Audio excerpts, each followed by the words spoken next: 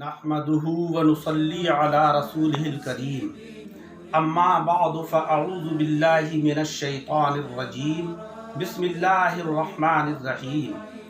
الف لام میم ذلك الكتاب لا ريب فيه هدى للمتقين صدق الله العلي العظيم اللهم صل على سيدنا ومولانا محمد وعلى آل سيدنا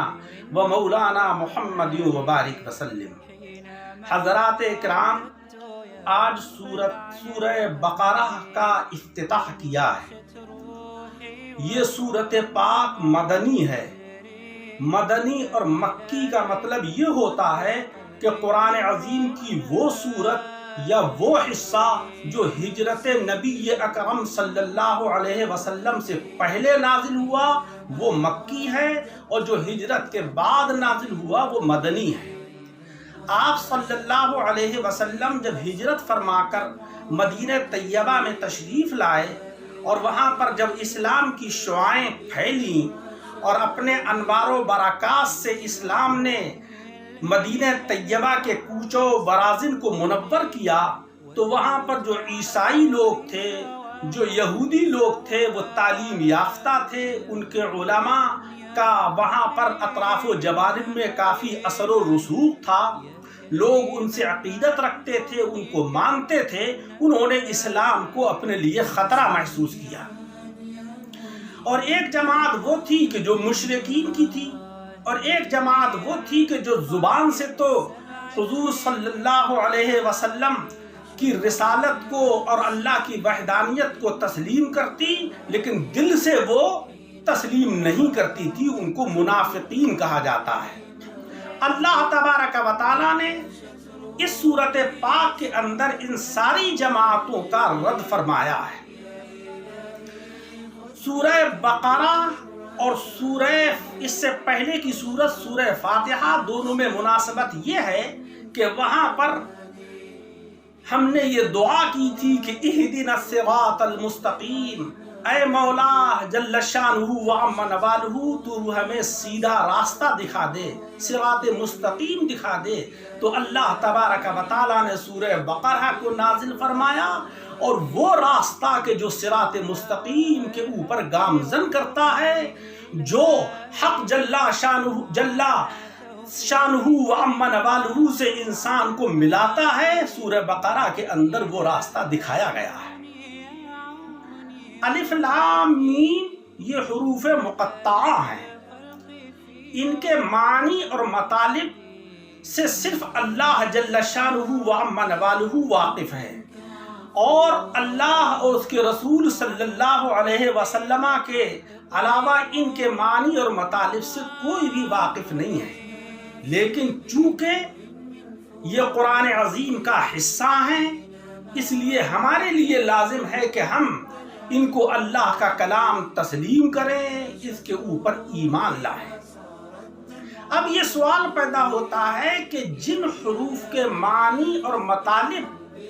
سے کوئی واقف نہیں ہے تو ان کو قرآن عظیم میں شامل کیوں کیا گیا؟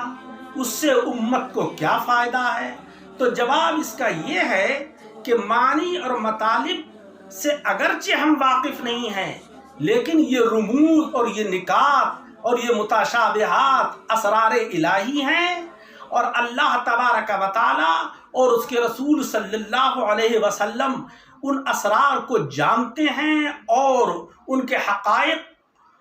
سے امت محمد مصطفیٰ صلی اللہ علیہ وسلم اگرچہ ناواقف ہے، لیکن اس کے فوائد اس کو حاصل ہوتے ہیں۔ ایک سب سے بڑا فائدہ تو یہ ہے کہ یہ حروف جب تلاوت کیے جاتے ہیں تو ان کی تلاوت کا اجر و ثواب امت کو ملتا ہے۔ جناب خاتم النبیین اشرف المرسلین محمد الرسول اللہ صلی اللہ علیہ وسلم نے فرمایا کہ قرآن عظیم کے ایک حرف کی تلاوت پر 10 نیکیوں کا ثواب ملتا ہے۔ اگر کسی نے صرف الف لام میم پڑھ لیا تو اللہ جل شانہ و عم نوالہ 30 نیکیوں کا اجر و ثواب عطا کرتا ہے۔ تو اگرچہ اس کے نکات اور اس کے اسرار اور اس کے رموز سے ہم ناواقف ہیں، لیکن اس کی تلاوت کا اجر و ثواب ہمیں مل رہا ہے۔ اس کے بعد الف لام میم ذالک الکتاب لا ریب فیہ، ذالک یہ اسم اشارہ ہے، اور عربی کے اندر قریب کے لیے اسم اشارہ ھذا آتا ہے اور بعید یعنی دور کے لیے ذالک آتا ہے۔ جیسے اردو میں یہ اور وہ، انگریزی میں دس اور دیٹ کے الفاظ استعمال ہوتے ہیں، ایسے ہی عربی کے اندر ھذا اور ذالک یہ اسماء اشارات آتے ہیں۔ ذالک الکتابوں کا مطلب یہ ہوا کہ یہ ہے وہ عظمت اور رفعت والی کتاب لا ریب فیہ، جس کے اندر کوئی بھی کسی قسم کا شک و شبہ نہیں ہے۔ یعنی یہ وہ عظمت و رفعت والی کتاب ہے کہ جو حقائق پر مبنی ہے، جس کے اندر کوئی کسی قسم کی شک و شبے کی گنجائش نہیں ہے۔ اب سوال یہ پیدا ہوتا ہے کہ اللہ تبارک و تعالیٰ نے بعید کا اشارہ کیوں استعمال فرمایا؟ ذالکہ کی جگہ ھذا ہونا چاہیے تھا۔ تو اس کا ایک جواب تو یہ ہے کہ کتب سماویہ میں اللہ جل شانہ و عم نوالہ نے اگلی امتوں سے یہ وعدہ فرمایا تھا کہ آخر میں ایک کتاب نازل فرماؤں گا، اور وہ کتاب اتنی جامع اور مانع ہوگی کہ ہم نے جتنی بھی کتابیں اور جتنے بھی صحیفے اتارے ہیں، وہ کتاب جس کا نام قرآن عظیم ہوگا، وہ ان ساری کتابوں کو اپنے اندر شامل کیے ہوئے ہوگی۔ تو گویا جس نے قرآن عظیم کو پڑھا اور اس کو سمجھا اور اس کے اوپر عمل کیا، اس نے تمام کتب سماویہ کو پڑھ لیا، تمام صحف منزلہ کو پڑھ لیا اور ان کو سمجھ لیا اور اس کے اوپر عمل کر لیا۔ تو اشارہ اس طرف ہے کہ وہ جو ہم نے تم سے وعدہ کیا تھا، وہ یہ ہے کتاب جو عظمت و رفعت والی ہے اور اس کے اندر کوئی شک و شبہ نہیں ہے۔ دوسرا جواب یہ ہے کہ اللہ تبارک و تعالیٰ نے قرآن عظیم کو لوح محفوظ سے بیت المعمور پر نازل فرمایا، اور بیت المعمور سے 23 سال میں بقدر ضرورت تھوڑا تھوڑا کر کے قلب جناب محمد مصطفیٰ صلی اللہ علیہ وسلم کے اوپر نازل ہوا۔ تو ذالکہ سے مراد وہ کتاب ہے کہ جو لوح محفوظ پر ہے اور جس کا نزول تدریجی طور پر ہو رہا ہے۔ تو کہا یہ جا رہا ہے کہ وہ عظمت و رفعت والی کتاب جس کا کہ ہم نے وعدہ کیا تھا، وہ لوح محفوظ میں ہے، اب حضور صلی اللہ علیہ وسلم پر جو اتر رہی ہے، بقدر ضرورت تدریجی طور پر اس کا نزول ہو رہا ہے۔ لا ریب فیہ، اس میں کوئی شک اور کسی قسم کا اس کے اندر ریب، اس کی کوئی گنجائش نہیں ہے۔ کتاب معنی میں مکتوب کے ہے، یعنی لکھی ہوئی چیز۔ لام یہاں پر لا ریبہ پر لائے نفی جنس ہے۔ لائے نفی جنس کا مطلب یہ ہوتا ہے کہ یہ اپنے مدخول کی اصل کی نفی کر دیتا ہے، یعنی ریب نام کی کوئی چیز اس کتاب کے اندر ہے ہی نہیں۔ اور حقیقت بھی یہی ہے کہ کسی بھی چیز کے اندر شک جب ہوتا ہے کہ جب اس چیز کو لانے والا، اس کو بیان کرنے والا خائن ہو معاذ اللہ، اور اس کے اندر خیانت کا وصف پایا جاتا ہو۔ یہاں پر قرآن عظیم اللہ تبارک و تعالیٰ نے نازل فرمایا،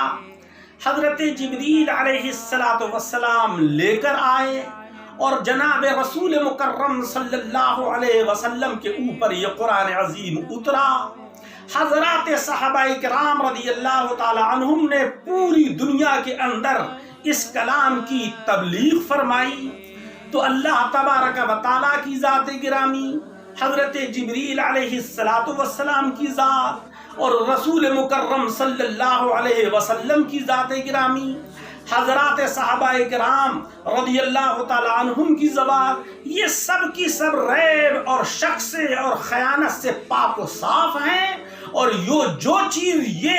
عطا فرما دیں وہ چیز بیوی شک اور شبہ سے پاک و صاف ہوتی ہے۔ تو ذالک الکتاب لا ریب فیہ، وہ عظمت و رفعت والی کتاب یہ ہے کہ جس کے اندر کوئی شک و شبہ نہیں ہے۔ ھدی للمتقین، ھدن یہ مصدر ہے اور ہدا اس کے معنی آتے ہیں راستہ دکھانا، ہدایت کرنا۔ ہم نے سورہ فاتحہ کے اندر بھی پڑھا تھا اہدنا الصراط المستقیم، یا الہ العالمین تو ہمیں سیدھا راستہ دکھا دے یا سیدھے راستے کے اوپر تو ہمیں چلا۔ ھدی للمتقین کا مطلب یہ ہے کہ یہ قرآن عظیم، یہ منزل کتاب جو اللہ تبارک و تعالیٰ نے آپ کو انمول ہیرے کی شکل میں عطا کی ہے،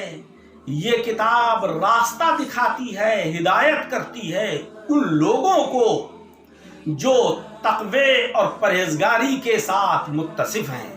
جن کے دلوں کے اندر اللہ جل شانہ و عم نوالہ کا تقوی اور خوف ہے۔ اصطلاح کے اندر تقوی کی تعریف یہ ہے کہ اللہ تبارک و تعالیٰ نے جن کاموں کو کرنے سے منع فرمایا ہے ان سے باز رہنا، ان سے رکنا، اور جن کاموں کو کرنے کا حکم دیا ہے ان کاموں کو بجا لانا، یہ تقوی ہے۔ اور اس وصف کے ساتھ جو جماعت متصف ہوتی ہے ان کو متقین کہا جاتا ہے۔ قرآن عظیم میں ہے کہ اِنَّا أَكْرَمَكُمْ عِنْدَ اللَّهِ أَتْقَاكُمْ، تم میں سب سے زیادہ باعزت اور باوقار انسان وہ ہے کہ جو سب سے زیادہ پرہیزگار ہے، جو سب سے زیادہ شریعت مطہرہ کا پیکر ہے، اوامر کے ساتھ اپنے آپ کو متصف کیے ہوئے ہے اور نواہی سے وہ پرہیز کرتا ہے۔ سوال یہ پیدا ہوتا ہے کہ قرآن عظیم تو سب کے لیے ہدایت ہے، خواہ وہ عوام ہو یا خواص ہو، تو جواب یہ ہے کہ جس طریقے سے اللہ تبارک و تعالی باران رحمت کا نزول فرماتا ہے تو پانی تو زرخیز خطے میں بھی برستا ہے، بنجر زمین پر بھی برستا ہے، پہاڑوں پر بھی برستا ہے، وادیوں میں بھی برستا ہے، لیکن زمین کا وہ خطہ جو زرخیز ہوتا ہے تو وہی پانی اس زرخیز خطے کو تقویت پہنچاتا ہے، اس زرخیز خطے کے اندر سبزہ اگتا ہے، سرسبز و شادابی پھیلتی ہے، باغات اگتے ہیں، ان کے اوپر ثمرات کا ظہور ہوتا ہے اور اس سے نسلیں فیضیاب ہوتی ہیں۔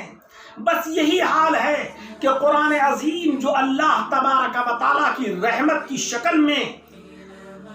ہمارے پاس آیا ہے بوسیلہ جناب محمد مصطفیٰ صلی اللہ علیہ وسلم، تو ہم میں وہ طبقہ کہ جو کاملین کا ہے ان کے لیے یہ بے حد مفید اور بے حد کامیاب ہے، اور وہ طبقہ کہ جو عام مومنین کا ہے ان کے لیے یہ کم درجے کی کامیابی ہے، اور جو مشرکین اور منافقین اور وہ لوگ جو کفر کے اوپر قائم ہیں ان کے لیے یہ بالکل بھی نافع نہیں ہے۔ تو حضرات اکرام، اللہ تبارک و تعالیٰ سے دعا ہے کہ مولا جل شانہ و عم نوالہ قرآن عظیم کو سمجھنے کی، اس کو پڑھنے کی، اس کے اوپر عمل کرنے کی ہم سب کو توفیق عطا فرمائے اور ہمارے اندر تقوی اور پرہیزگاری کی صفت عطا فرمائے اور ہماری نجات عطا فرمائے۔ آمین وآخر دعوانا ان الحمد للہ رب العالمین۔ آپ حضرات سے گزارش ہے کہ ہماری یہ ویڈیو سن کر زیادہ سے زیادہ شیئر کریں، اس کو لائک کریں اور سبسکرائب کریں۔